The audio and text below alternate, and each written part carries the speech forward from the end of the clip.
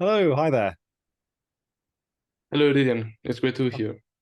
Hi, great to have you on, Ignacio. So today we're recording another episode of the Community Staking podcast to learn about the community stakers involved with various Lido trials and also to hear about the Ethereum staking community in general. So please introduce yourself. Tell us a bit about you. Yeah, so I'm Ignacio. I usually have uh, a penguin as the profile picture in Telegram, Discord, and everywhere, so you may recognize me with that. And yeah, I'm both a home staker and also I'm the co-founder of a proof of stake company which is called Stakely. Okay, great. So covering both areas there, professional and home staker, it'll be cool to hear your comparisons on the two and see what challenges are faced uniquely or by both parties as well. Will be really good to hear. So get started then to talk about why did you get into crypto? And that question I ask everyone because we're trying to break down the barriers of that people are either owning crypto, either like to chase the token pumps or because they were very technical to start with. It's nice to hear all these different stories to show people that there's many different backgrounds that can lead you into being involved with crypto. So it'd be good to hear yours. Yeah, so I started in crypto by mining Dogecoin in early 2013 when I was just a kid. And I remember using my gaming GPU in a computer that was in the living room, and it was super hot. It was an oven. But yeah, some months after this, I forgot about this, and yeah, I lost everything. I have no idea where are the keys anymore. And then in 2017, I returned, and I was really deep into the ICO era, investing and things like that. But then sometime after that, I become more interested into the technical part. I started running some master nodes and one of the first staking nodes. And I remember in 2019 that I deployed my first mainnet staking node, what is LTO network, and it is a network that is still running today, and also my node is still running. And Okay. and the next year in 2020, I with some friends in Telegram that we were doing the same things with master nodes and Ethereum nodes. We decided to create like a staking brand, a staking company, and then just the next year in 2021, I got the business was running well, so I was full time crypto, and yeah, until now. So that's my story. Okay. Yeah, it's a good background. I like to hear when people got involved with mining back in the day. That was the only option. Also to hear that people came from lots of different chains or different entry points and then tended to end up at Ethereum Yeah. eventually. So circuitous routes, but generally getting to Ethereum through lots of different ways, which is great. Okay, so you talked about how you did it from home and then set up a staking company. Something worth asking about then is like what made you want to go from managing your own staking machines to managing them for the people? Like, what was your background? Did you have a technical background or an infrastructure background that meant that you thought you could do that, or did you learn it all from scratch? Yeah, so I studied telecommunications engineering and I also have a background, a master's in computer science. So yeah, I'm really technical, but yeah, I think that well, maybe I'm not the best person to answer this, but I think that with all the content that is available on the internet about crypto, all the open source code, all the documentation, all the communities and everything, I think that everybody can be really a professional in crypto, blockchain, and whatever. Yeah, I mean, there is a lot of content. Yeah. Definitely, no, I agree. I just the distinction is managing other people's funds versus your own. Like it's you can run it yourself, but taking the responsibility of other people's crypto to or Ethereum to run the validators on their behalf is quite a big leap because then when it goes off overnight or something that goes wrong with the machines, you're not just got your own ETH to worry about, but other people would then be looking for better uptime. So it is quite a big leap, I think. Yeah, yeah.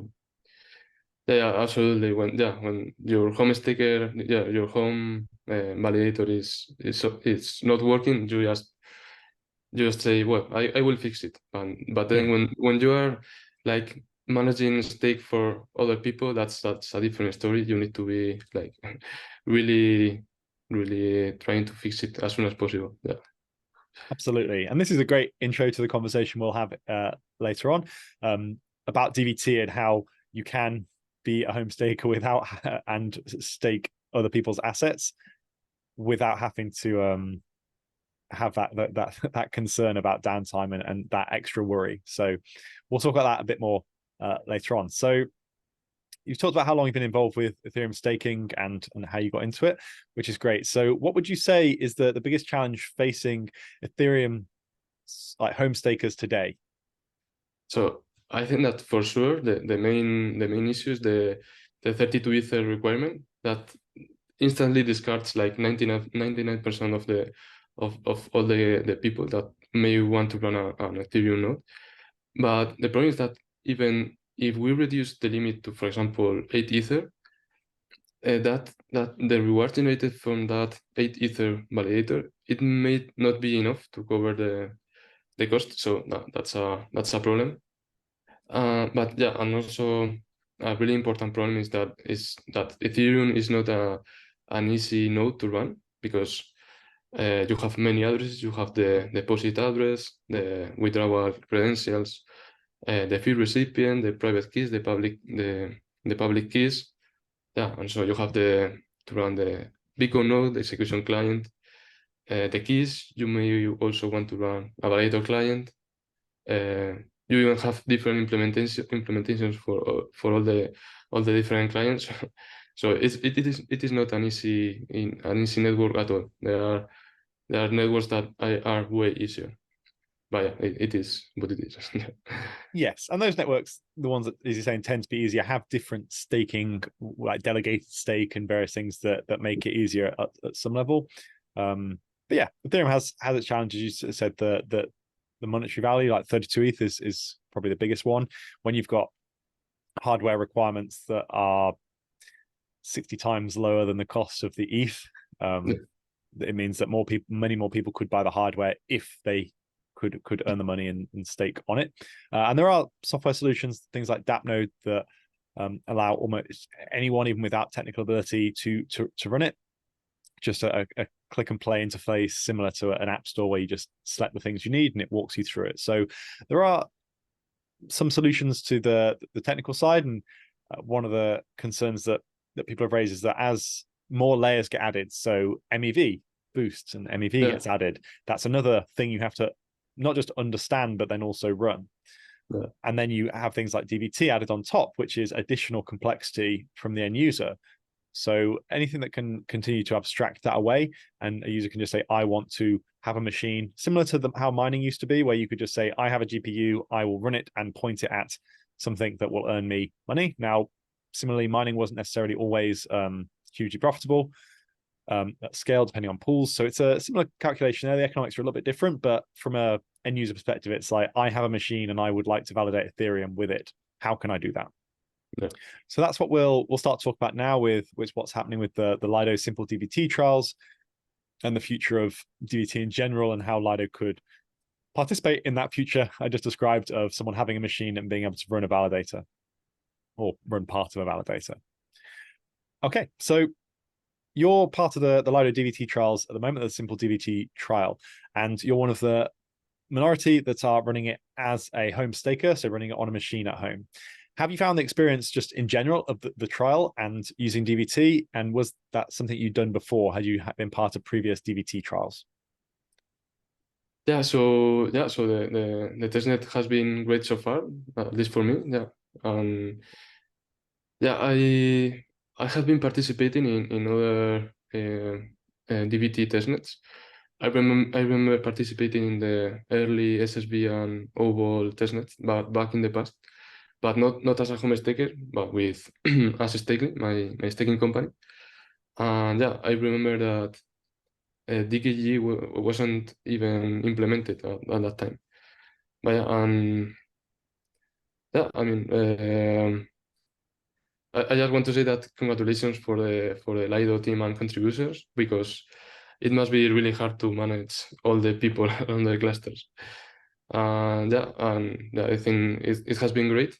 And maybe one of the issues that I had was related with the Docker networking. I sometimes struggle with that because, yeah, for example, I'm running I'm in the Oval DVT testnet and in the SSB testnet in Lido.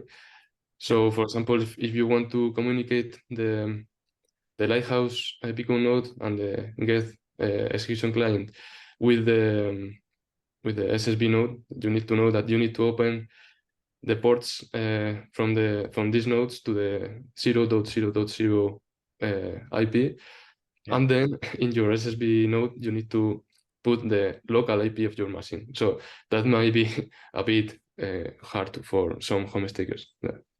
Yes. So with the DVT trials, that's running in both. So if you were just running the mobile trial, it would just be spin up and it would work, and just running the SSV trial, that would also be something that you could do separately. Running them both together, this is something that I focus on a lot, is how to make what you've just described easier.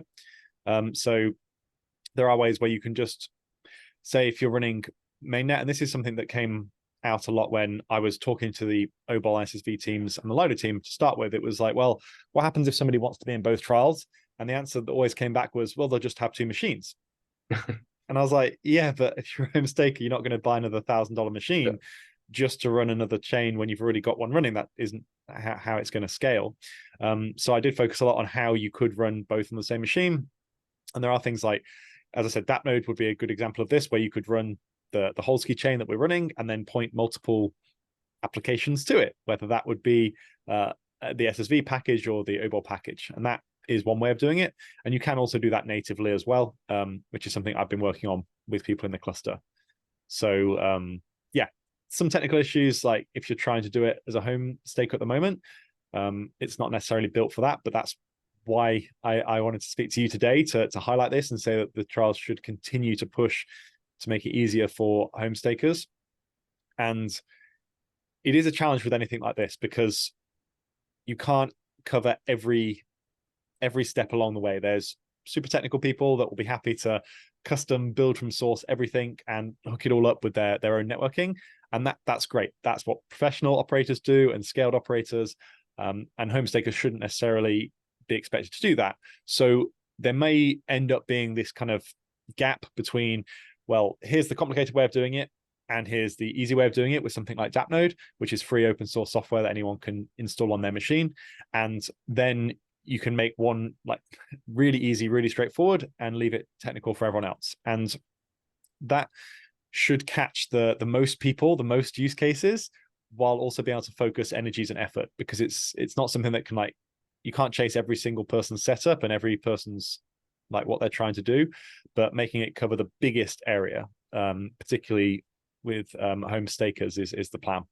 Yeah, that's a good idea to have like both ways for the easy, just one click way of doing it, and then the like doing it like from scratch. Yeah, that's good. That's a good alternative. Yeah. And if you've not used something like that, I'm talking about now because it's something that is being actively worked on for this trial to support home stakers.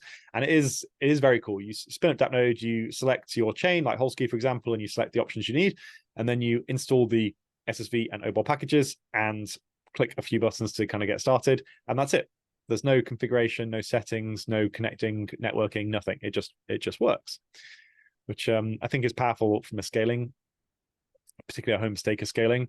The idea being that even the thought process or the mindset of, well, just buy new machines for everything lends itself very nicely to cloud services where they just spin up new VPCs and, you know, just have new machines running in some AWS data center.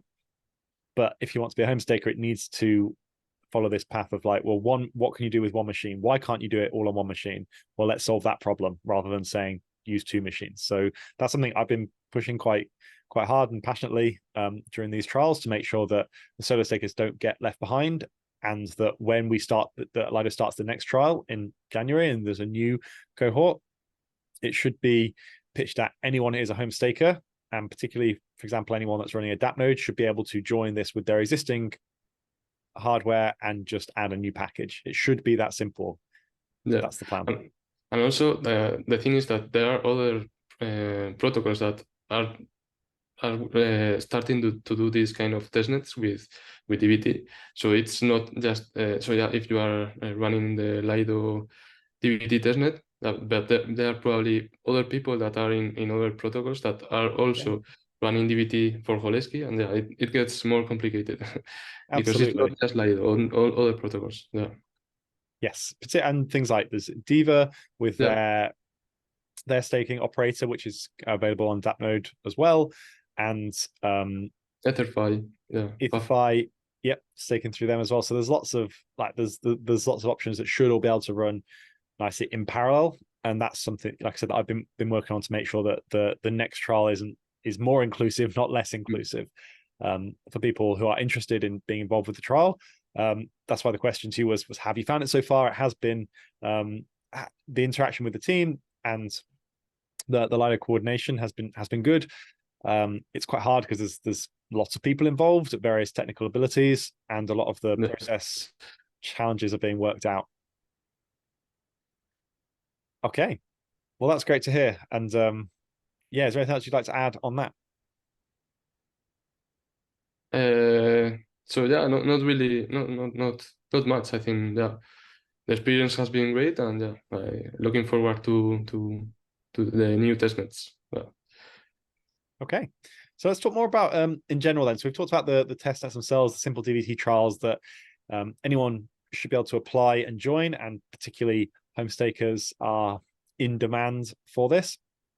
Now, the question we'll move on to then is like, well, why? What's the point of even doing these trials? So Lido, if you listen to the louder voices in the Ethereum community and Ethereum staking community, Lido is not very often portrayed in a positive light. It's an existential threat to Ethereum. Its existence is a bad thing, which kind of oversimplifies a very complex point.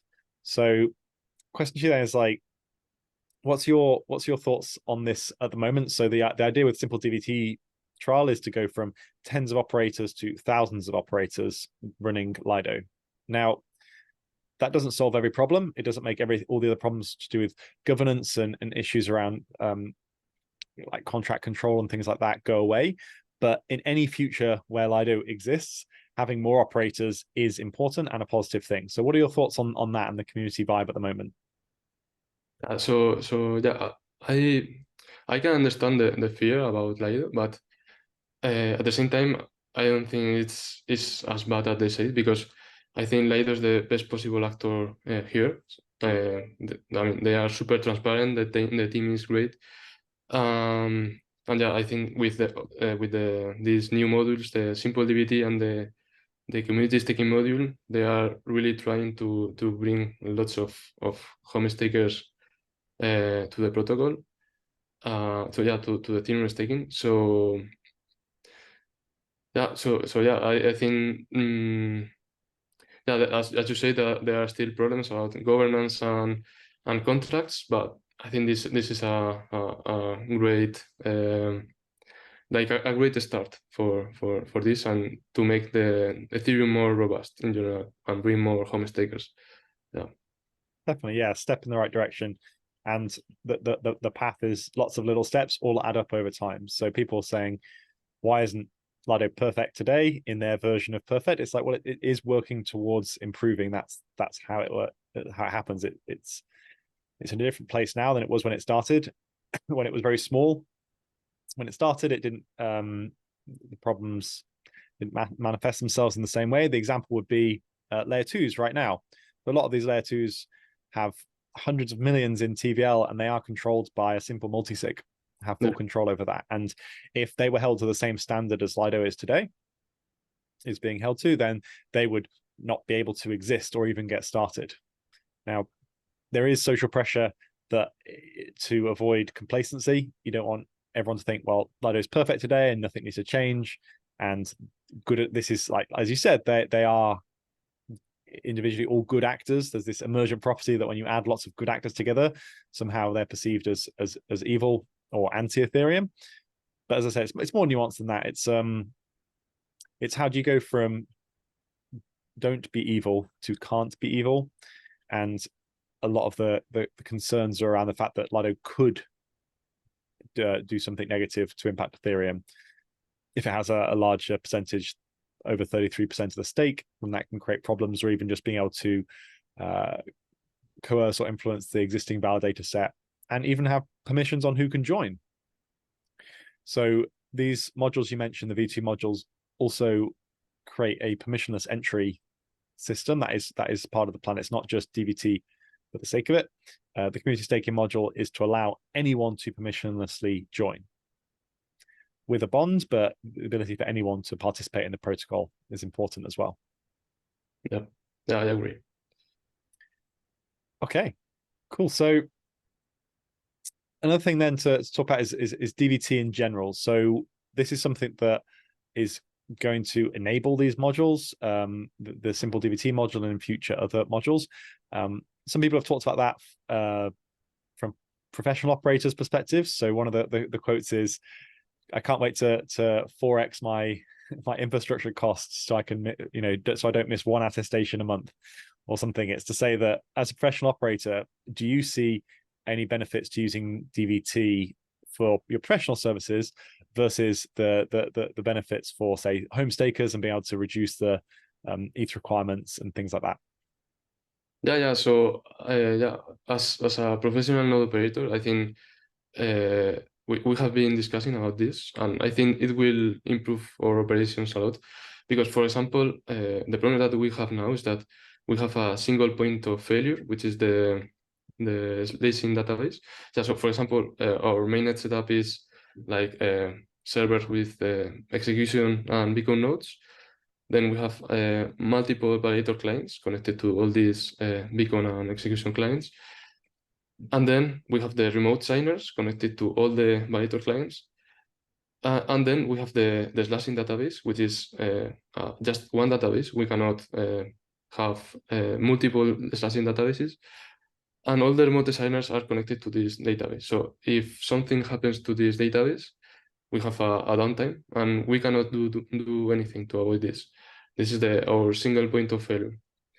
Yeah, with DVT, this can be completely solved, because you don't need to have like just a single database connected to everything. So yeah, it will help us to simplify our setup and not to worry too much about uptime, because it's already in the like coded in the DVT in DVT. So yeah, I see a lot of benefits as a professional node operator. Okay, so I have a question about that, just out of curiosity. What is so bad about the slashing database being deleted? So if you had a problem and the slashing database, for example, got corrupted or something, what would you do right now? Yeah, so if the database gets corrupted, we will probably do nothing. We will just wait until the issue is solved. So just to talk through that specifically, so for people listening, the slashing database is the record that says what you have signed, so that your validator knows not to. So if you get sent a request for a block, to sign a block, you sign it, and then that gets stored in the slashing database. So therefore, that if you somehow got another request for the same block at the same time, you wouldn't sign it again. It's a record to say that you haven't, that you've signed. Exactly. So when the slashing base gets deleted, or if you start a new validator and it's fresh, the reason it's said that when you migrate keys or do something to move validators from one machine to another is to wait at least 2 epochs and of not attesting or proposing, if you don't copy the slashing database, is so that you massively reduce the chance of a double signing or a dual block proposal or double attestation. Yeah, so when you say you don't do anything, as in like when you say you stop, so does that mean that you would just wait for it to get rebuilt? You would have some small downtime and then carry on? Yeah. If something happens with the database, we will just wait until the issue is resolved. Yeah, because it's so delicate to have like 2 databases running at the same time. Yeah, what happens if, for example, we were deploying a new database we start running the new database and then the other database starts working again, and yeah, it can be super messy. So Yeah. we will just wait, and if we are sure that the database is destroyed and we cannot access it anymore, then we will just deploy a new database and start connecting all the remote designers with the database. We have a disaster recovery plan for this, and we hope we won't need to use it. But yeah.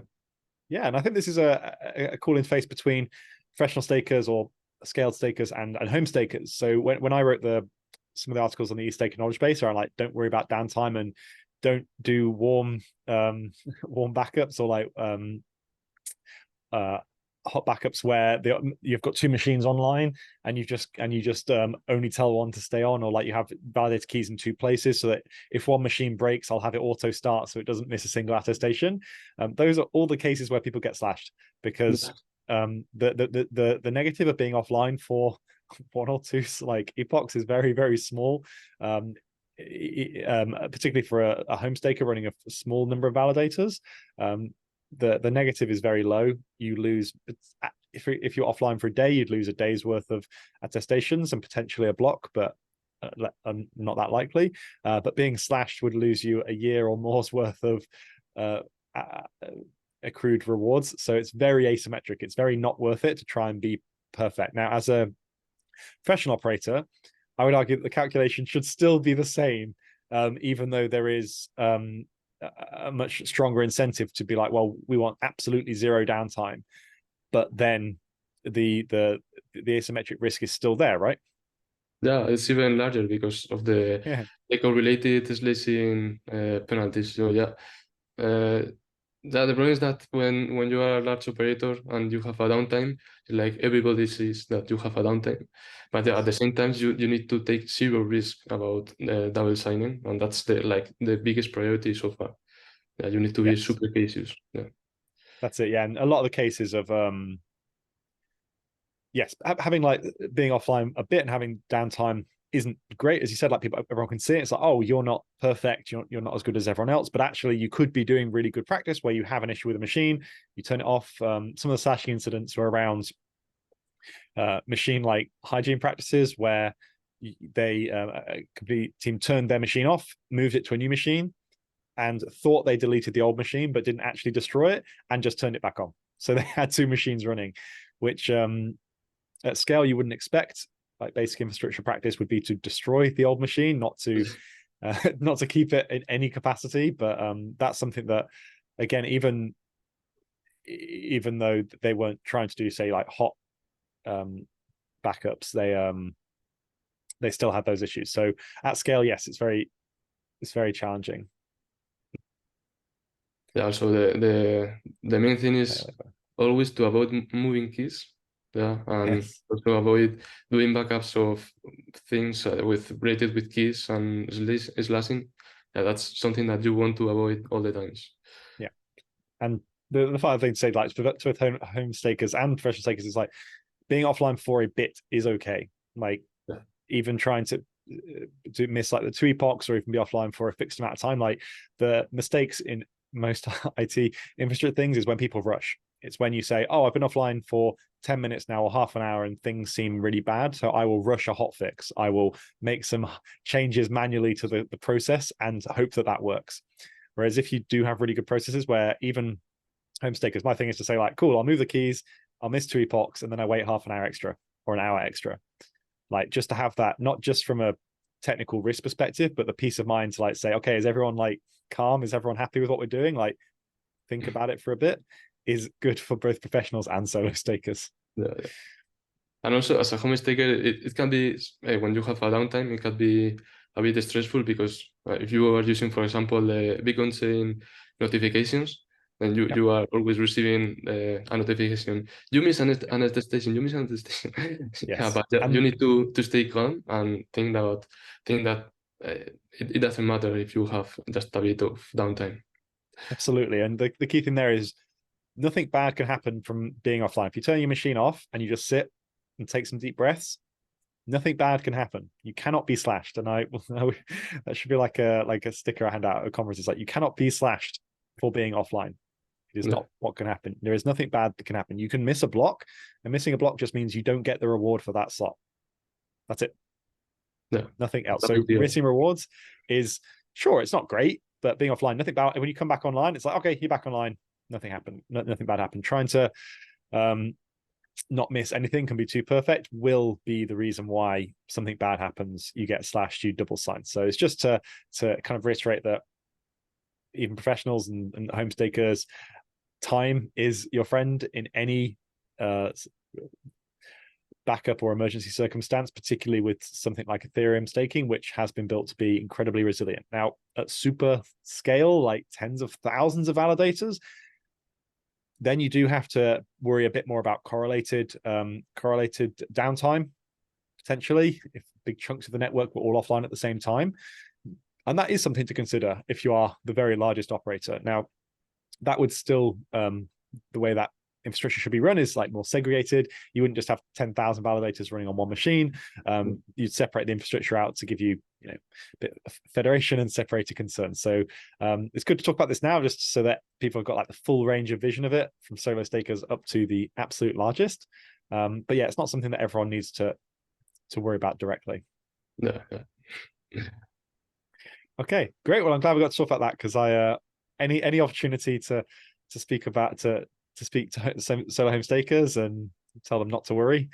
Particularly, we'll touch on now as a final point. We talked about at the start, this idea of like, well, as a home staker, I personally don't want to take stake from family or friends or anyone and call myself a professional and be responsible for that stake from both a security perspective, like losing keys and something bad happening in that way, having keys stolen, like anything like that. As a home staker, I'm happy with it with my level of security and management. But if I wanted to run validators for other people, I wouldn't do that in my home environment right now.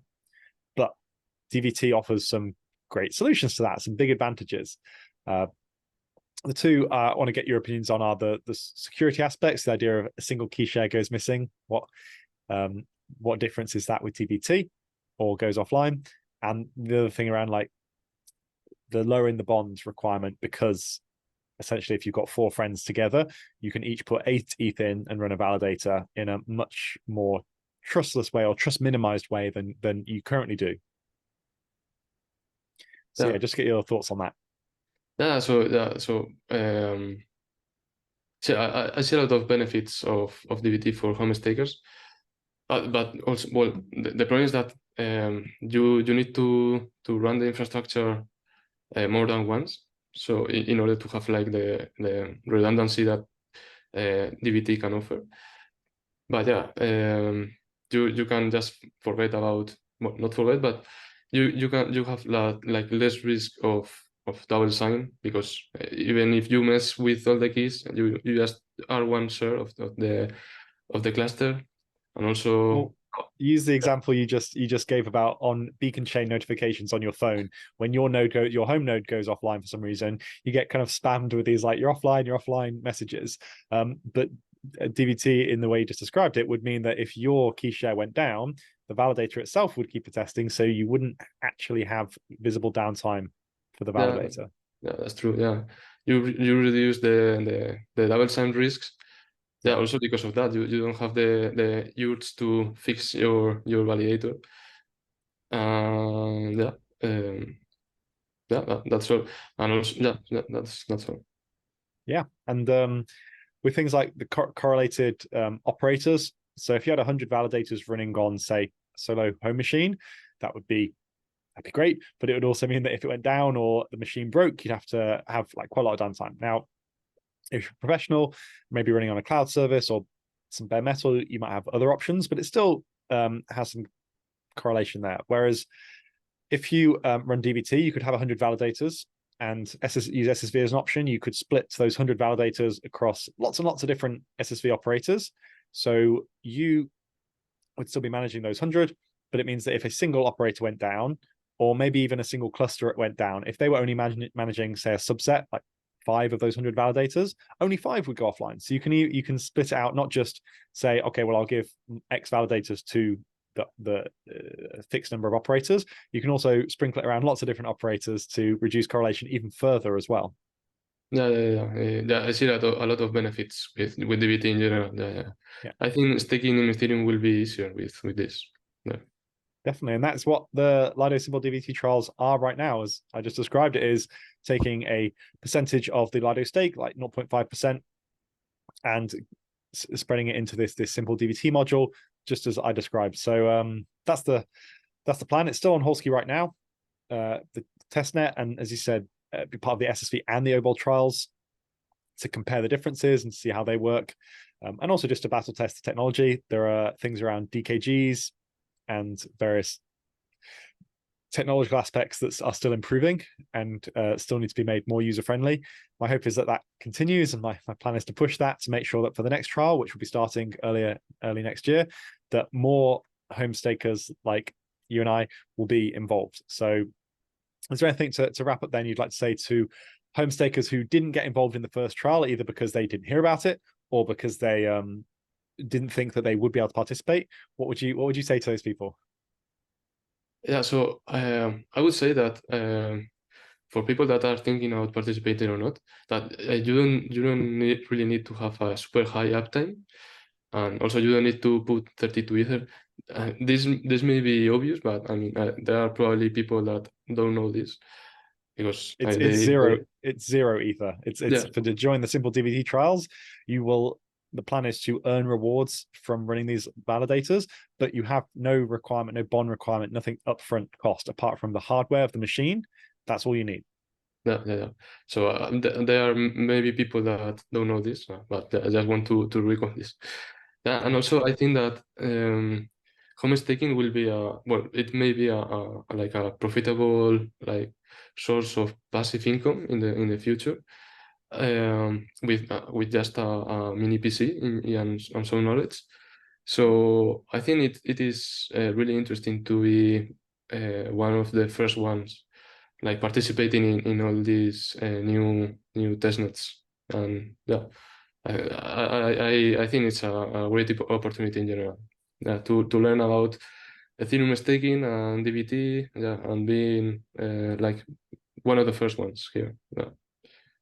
Exactly. Yeah, I'd say get involved, sign up and take part. Particularly the push, as I said, both things like DApp do make it significantly easier, and that's being trialed and tested right now in this first trial. So by next year, even without almost any technical ability, just the ability to buy a machine either at DApp directly or just install it on any machine that's got the right requirements, you could just click through and do it. So I'm running some workshops at the moment. I'm running to show exactly what's being done, what is required to participate, and showing the steps for both OBOL and SSV and simple DVT. So look out for those links and that information as well. And I'll also do one at some point with DAppNode to show exactly how easy it is and say this is what you would need to do, and there'll be no code or command line or anything. It'll just be click and done. So yeah, that sounds great. Yeah, for most of the people. Yeah. Brilliant. All right. Well, thank you very much for taking the time to talk today. It's great to hear your perspective as a professional and a solo home staker. And as I've been saying to everyone, this is just a snapshot in time that we're speaking today. It would be great to talk again in 6 months or a year's time and say, well, how did it go and what changed and what happened that you didn't expect, or did it go as well as you thought? So love to catch up again in future. Yeah, sounds good. See you in 6 months. Right. Thanks for having me. I appreciate the invitation. No worries. Bye.